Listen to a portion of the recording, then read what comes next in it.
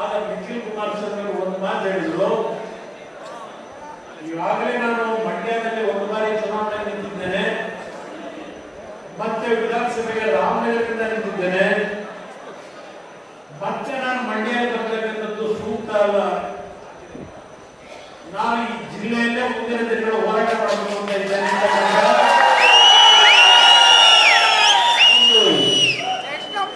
ಕಠಿಣವಾದಂತ ನಿರ್ಧಾರ ಏನು ಮಾಡಿದ್ರು. ಆ ಹಿನ್ನೆಲೆಯಲ್ಲಿ ಅನಿವಾರ್ಯವಾಗಿ ನಾನು ಮಂಡ್ಯದಲ್ಲಿ ಚುನಾವಣೆ ನಿಲ್ಲಬೇಕಾಯಿತು. ನಿಖಿಲ್ ಕುಮಾರಸ್ವಾಮಿ ಅವರು ಅಧಿಕಾರಕ್ಕೋಸ್ಕರ ಅಭ್ಯರ್ಥಿಸಿದ್ರೆ ನಮ್ಮೆಲ್ಲರಿಗೂ ಮುಂದಿನ ಅವರೇ ಮಂಡ್ಯದಲ್ಲಿ ತೀರ್ಮಾನ ಮಾಡುವುದು.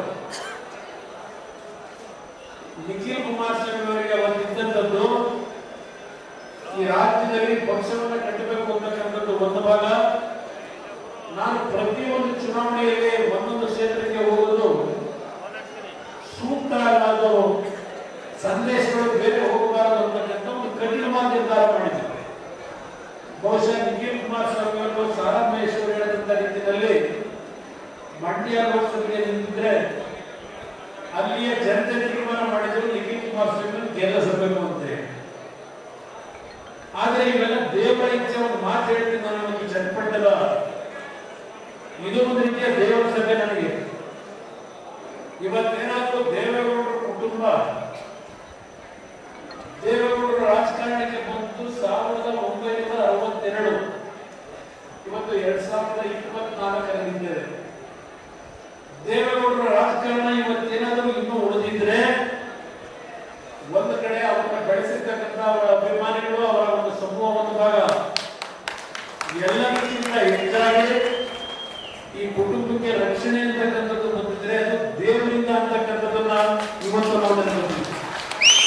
ದೇವರ ಅನುಗ್ರಹ ಯಾರು ಎಷ್ಟೇ ಚರ್ಚೆ ಮಾಡಿ, ಯಾರು ಎಷ್ಟೇ ಟೀಕೆ ಮಾಡಿ, ದೇವೇಗೌಡರ ಕುಟುಂಬಕ್ಕೆ ಆ ದೇವರ ಅನುಗ್ರಹ ಇದೆ ಅಂತಕ್ಕಂಥದ್ದು ನಮ್ಮಲ್ಲಿ ಇರತಕ್ಕಂಥ ವಿಶ್ವಾಸ ಹೇಳಬೇಕು ಅನ್ನೋದು.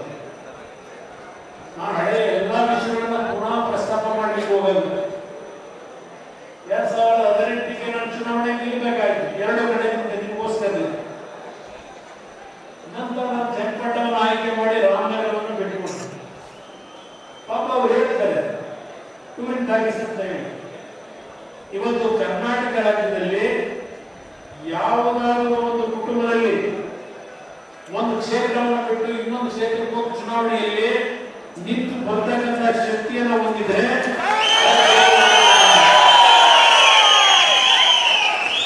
ಟೀಕೆ ಮಾಡೋರಿಗೆ ನಾನು ಇದಕ್ಕಿಂತ ಹೇಳಬೇಕಾಗಿದೆ. ನಾವು ತೀರ್ಮಾನ ತೆಗೆದುಕೊಳ್ಳೋದು ಪಕ್ಷದ ಕಾರ್ಯಕರ್ತರಿಗೋಸ್ಕರವಾಗಿ, ಈ ಪಕ್ಷ ಉಳಿಸಲಿಕ್ಕೋಸ್ಕರವಾಗಿ ಕೆಲವು ತೀರ್ಮಾನ ತೆಗೆದುಕೊಂಡಿದ್ದೇವೆ.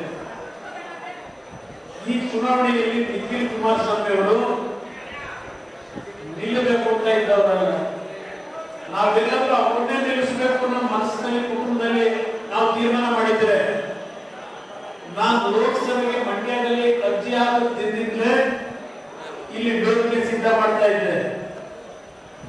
ನಾನು ಕಿಂಚಿತ್ತು ಆ ಒಂದು ವಿಷಯದಲ್ಲಿ ನಿಖಿಲ್ ಕುಮಾರಸ್ವಾಮಿ ಅವರನ್ನ ನನ್ನ ನಂತರ ಇಲ್ಲಿ ನಿಲ್ಲಿಸಬೇಕು ಅಂತ ಹೇಳಿ ನಾವೆಂದೂ ಸಹ ತೀರ್ಮಾನ ಮಾಡಿರಲಿಲ್ಲ.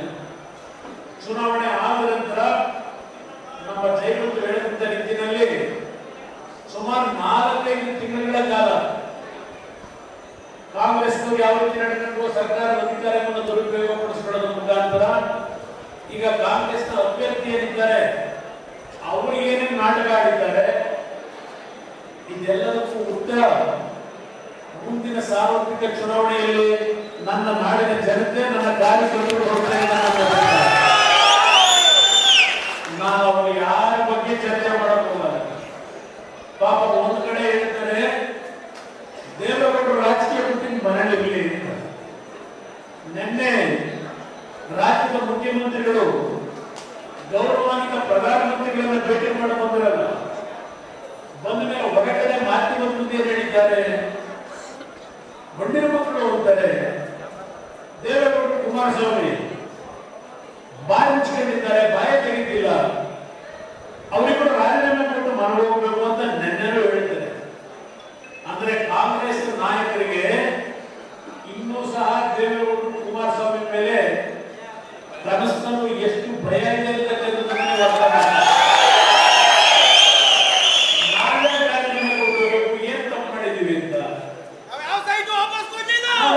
ಮಾಡಿದ್ದೇವೆ, ನಾವೇನು ಮಾಡಿದ್ದೇವೆ? ದೇವೇಗೌಡರನ್ನ ಈಗ ಹೇಳ್ತಾರೆ ನಾನು ಬಾವ ಇವತ್ತು ರಾಜೀನಾಮೆ ಕೊಟ್ಟು ರಾಜಕೀಯ ನಿವೃತ್ತಿ ಹೋಗ್ಲಿ ಅಂತಾರೆ. ದೇವೇಗೌಡರು ಒಂದು ಧ್ವನಿ ಇಲ್ಲದೆ ಇದ್ರೆ ನಿಮಗೆ ಕಿರಾಣಿ ಯಾರು ಕಾಂಗ್ರೆಸ್ನ ಬೇರೆಯವರಿಗೆ ರೀತಿಯಿಂದ ಕರ್ನಾಟಕಕ್ಕೆ ಆಗ್ತಾ ಇರತಕ್ಕಂಥ ಅನ್ಯಾಯವೇನಿದೆ ಮೊದಲು ನೀವು ಸರಿಪಡಿಸಿಕೊಳ್ಳಿ. ಇವತ್ತು ಅದೆಲ್ಲರೂ ಹಾಸನದಲ್ಲಿ 5ನೇ ತಾರೀಕು ಅದೆಲ್ಲರೂ ಸಿದ್ದರಾಮಯ್ಯ ಸ್ವಾಭಿಮಾನಿ ಸಮಾವೇಶ. ಯಾಕಪ್ಪ ಸಿದ್ದರಾಮೋತ್ಸವ